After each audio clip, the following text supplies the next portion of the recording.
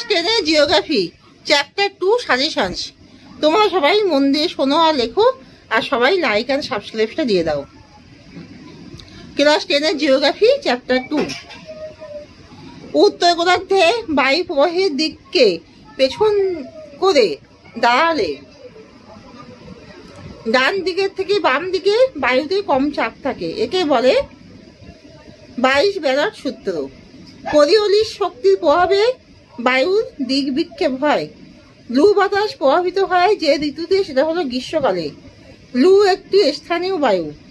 উত্তর পূর্ব আয়ন বায়ুর গতিবেগ ঘন্টায় 16 কিলোমিটার, দক্ষিণ পূর্ব আয়ন বায়ুর গতিবেগ ঘন্টায় 22 কিলোমিটার।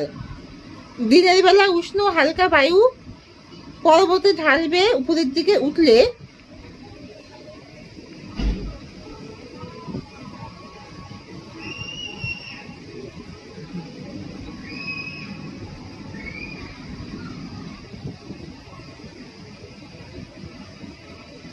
দিনের বেলা উত্তর পূর্ব বায়ু, দিনের বেলা উষ্ণ হালকা বায়ু, দিনের বেলা উষ্ণ হালকা বায়ু পর্বতে গা বেয়ে উপরের দিকে উঠলে তাকে বলে অ্যানাবেটিক বায়ু। অ্যানাবেটিক অজাফলে আঁকা দন্তর আঁকা বয় একা টয়হস্যিক অ্যানাবেটিক বায়ু। বৃষ্টিপাত পরিমাপের একক হলো সেন্টিমিটার বা ইঞ্চি। মেঘ থেকে ভূপৃষ্ঠে জলকণা বরফকণার পতনকে বলে অধক্ষেপণ। অধক্ষেপণ। বৃষ্টিপাত পরিমাপ করা যন্ত্রের নাম বৃষ্টিমাপক যন্ত্র। বৃষ্টির ছায়া অঞ্চলে অবস্থিত শহরটি হলো শিলং। তার পেশা হচ্ছে শিলং। কিভাবে বায়ু প্রবাহের নামকরণ করা হয়? বায়ু যে দিক থেকে আসে সেই দিক অনুসারে বায়ু প্রবাহের নামকরণ করা হয়। হ্যারিকেন কি? পশ্চিম ভারতীয় দ্বীপপুঞ্জের ক্রান্তীয় ঘূর্ণিঝড়। আমেরিকা যুক্তরাষ্ট্রের দক্ষিণ প্রান্তের ক্রান্তীয় ঘূর্ণিঝড়কে কি বলে? টর্নেডো। টর্নেডো। বায়ুর আপেক্ষিক আর্দ্রতা 100 হলে, বায়ুর আপেক্ষিক আর্দ্রতা 100% হলে 100% হলে সেই বায়ুকে কি বলে? পরিপৃক্ত বায়ু। পরাদয়সী পয়রি তয় তয় পরিপৃক্ত বায়ু। নিরক্ষীয় অঞ্চলে কি জাতীয় বৃষ্টি হয়? পরিচলন বৃষ্টি। কোন মৌসুমী বাতাসের দ্বারা বৃষ্টি হয় না? শীতকালীন মৌসুমী বাতাসের দ্বারা বৃষ্টি হয় না। বৃষ্টিমাপক যন্ত্রের নাম কি? বৃষ্টিমাপক যন্ত্রের নাম রেন গজ। রয়কা দন্তান্ন গোয়া পরিকৃজ্য।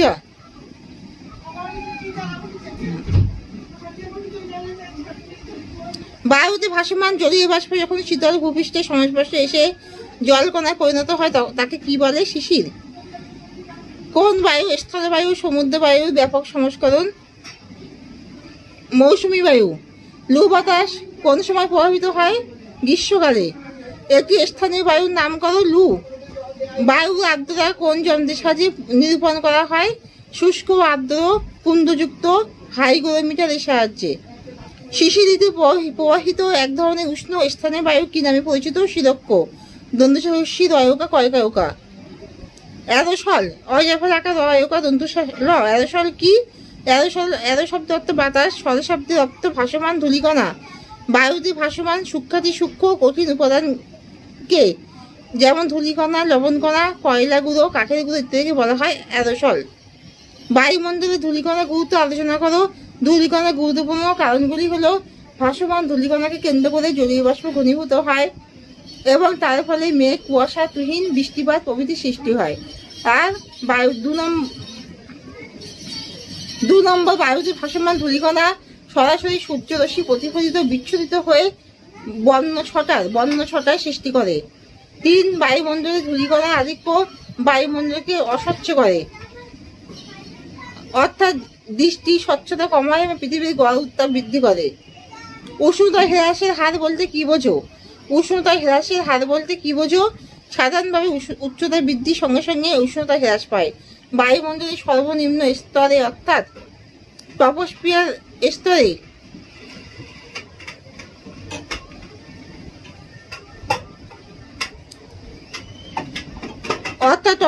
স্তরে ভূপৃষ্ঠ থেকে তলভূপস পর্যন্ত উচ্চতা বৃদ্ধির সঙ্গে সঙ্গে উষ্ণতা হ্রাস পেতে থাকে।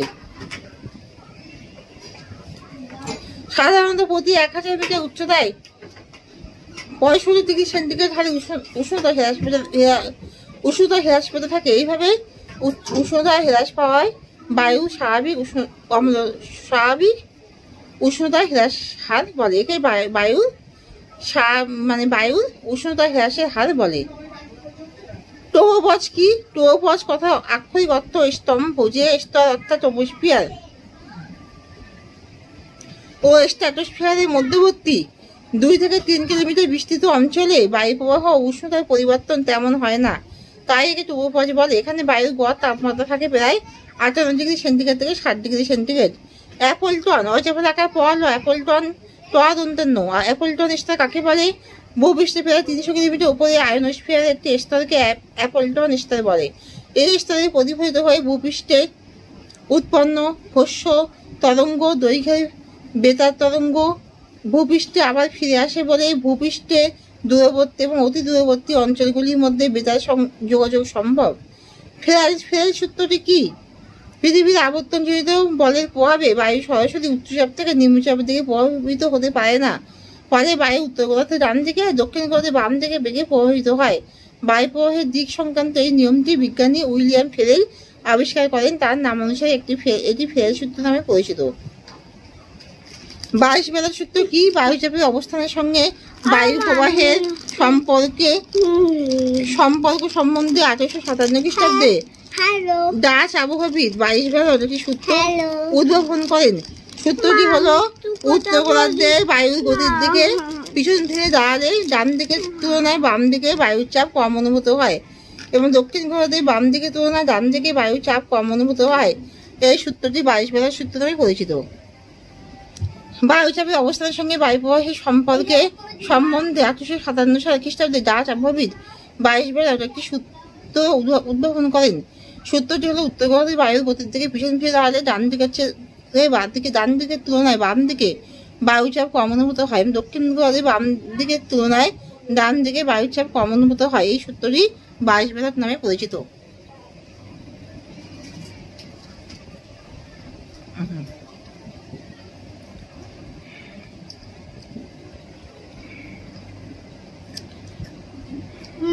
কোরিওলিস শক্তি বা বল কি? পৃথিবীর আবর্তন গতির ফলে বায়ু প্রবাহের উপর যে শক্তি প্রযুক্ত হয় তাকে কোরিওলিস বল বলে।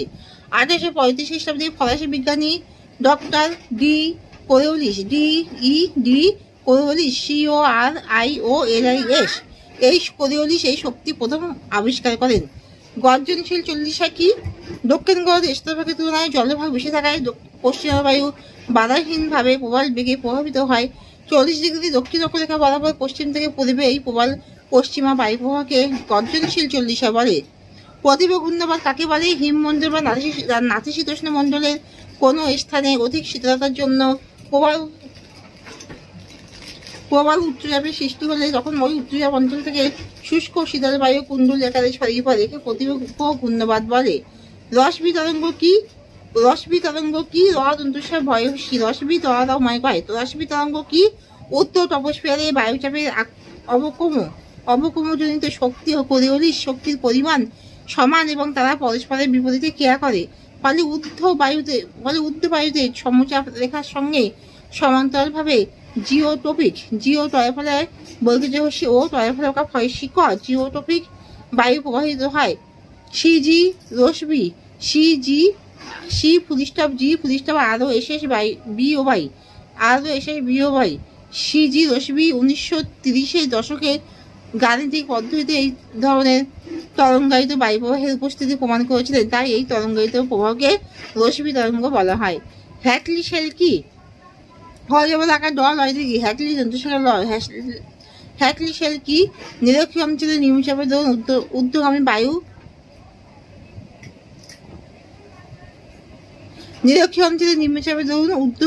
বায়ু পৃথিবীর আবর্তন গতির ফলে ওই বায়ু উপরে উঠে শীতল হয়ে উত্তর ও দক্ষিণে ছিটকে যায় এবং তা ক্রমশ সংকুচিত ভারী হয়ে কর্কটক্রান্তি মকরক্রান্তি অঞ্চলে নেমে আসে। বায়ুর এই চক্রাকার আবর্তনকে হ্যাটলি কক্ষ বলা হয়। আকার ডল হ্যাটলি কক্ষ বলা হয়। সৌর ধ্রুবক কাকে বলে? সূর্য থেকে পৃথিবী ক্রমাগত ক্ষুদ্র তরঙ্গরূপে সূর্যের তাপীয় ফল লাভ করে চলেছে, তবে সূর্য থেকে পৃথিবী প্রতিদিন ও প্রতি বছর প্রায় একই পরিমাণ সৌর তাপীয় ফল লাভ করে, একেই সৌর ধ্রুবক বলা হয়।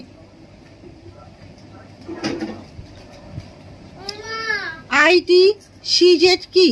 নিরক্ষরেখার উভয় দিকে 5 থেকে 10 ডিগ্রি অক্ষরেখার মধ্যে যে নিম্নচাপ ধ্বনি আছে সেখানে উত্তর পূর্ব আয়নবায়ু এবং দক্ষিণ পূর্ব আয়নবায়ু পরস্পর এসে মিলিত হয়, তাই এই মিলন অঞ্চলকে অন্তঃক্রান্তীয় অভিস্বীতি অঞ্চল বা অভিস্বীতি অভয়হস্যি দন্তস্বয়ী ত্রয়হস্যি অন্তঃক্রান্তীয় অভিস্বীতি অঞ্চল বা ITCZ বলে। এই অঞ্চলে বায়ুচাপীয় ঢাল প্রায় না থাকায় অনুভূমিক বায়ুপ্রবাহ নেই, তাই এই অঞ্চলকে শান্ত বলাই বলা হয়।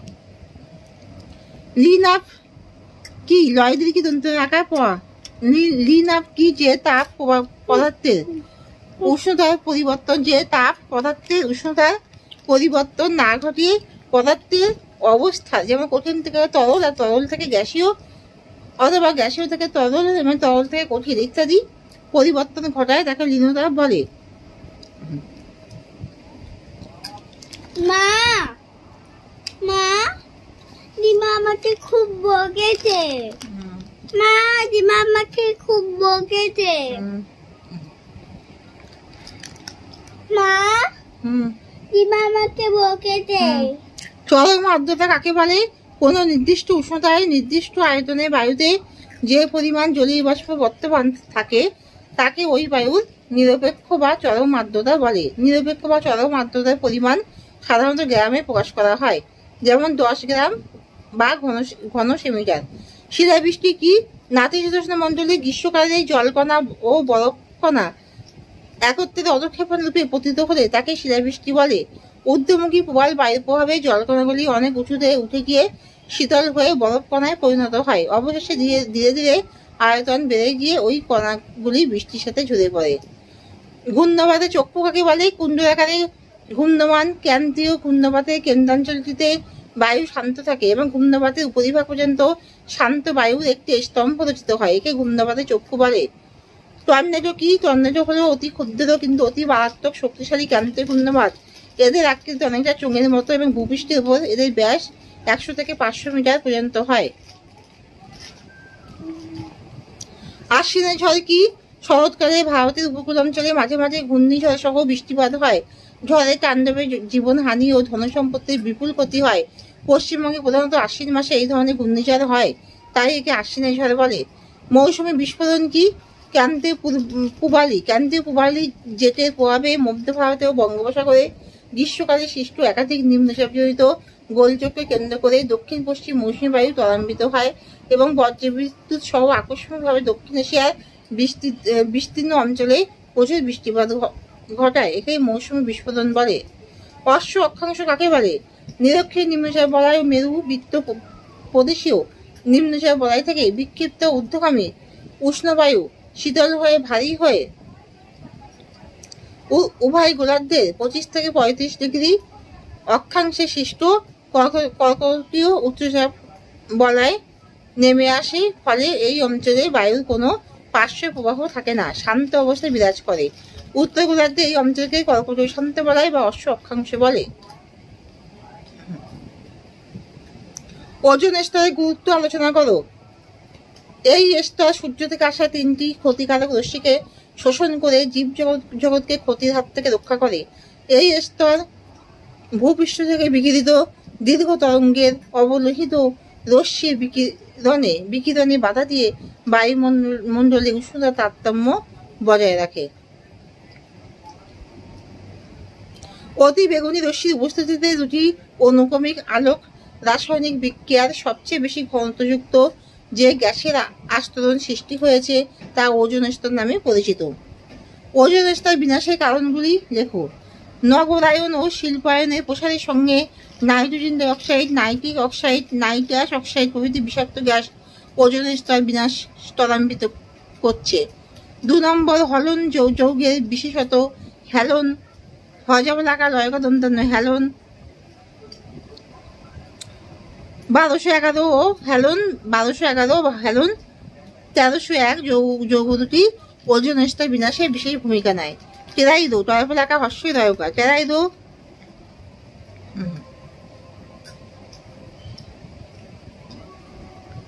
বোমো কার্বন টেরাইডো বোমো বরফলকা ময়কা বোমো কার্বন মিথাইল বোমাইট, বরফালোকা, ময়কা, হর্ষইড প্রভৃতি ওজন স্তর বিনাশ করে।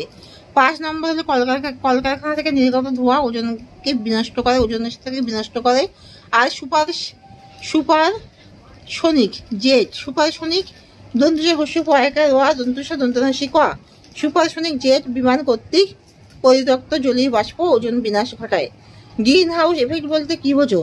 বর্তমানে যথেচ্ছভাবে বৃক্ষছেদন ও জীবাশ্ম জ্বালানির ব্যবহার বৃদ্ধির ফলে বায়ুমণ্ডলে কার্বন প্লাস CHNO ক্লোরোফাইড, ক্লোরোফাইড, নাইট্রোজেন ডাইঅক্সাইড NO প্রভৃতি গ্যাসের পরিমাণ দ্রুত হারে বাড়ছে। এই সমস্ত গ্যাসগুলি বায়ুমণ্ডলের ঊর্ধ্বস্তরে একটি স্বচ্ছ আবরণ সৃষ্টি করছে। এই যে কার্বন ডাইঅক্সাইড, ক্লোরোফাইড, CH আর নাইট্রোজেন ডাইঅক্সাইড NO প্রভৃতি গ্যাসগুলি বায়ুমণ্ডলের ঊর্ধ্বস্তরে একটি স্বচ্ছ আবরণ সৃষ্টি করেছে, যার ফলে সূর্যরশ্মি সহজেই ভূপৃষ্ঠে প্রবেশ করতে পারে, কিন্তু বিকিরিত সূর্যরশ্মি সম্পূর্ণরূপে ফিরে যেতে পারে না। ফলে পৃথিবীপৃষ্ঠের উষ্ণতা ধীরে ধীরে বৃদ্ধি পাচ্ছে, যা গ্রিন হাউস এফেক্ট নামে পরিচিত। এই নাইট্রোজেন ডাইঅক্সাইড, কার্বন ডাইঅক্সাইড প্রভৃতি গ্যাসের কারণে।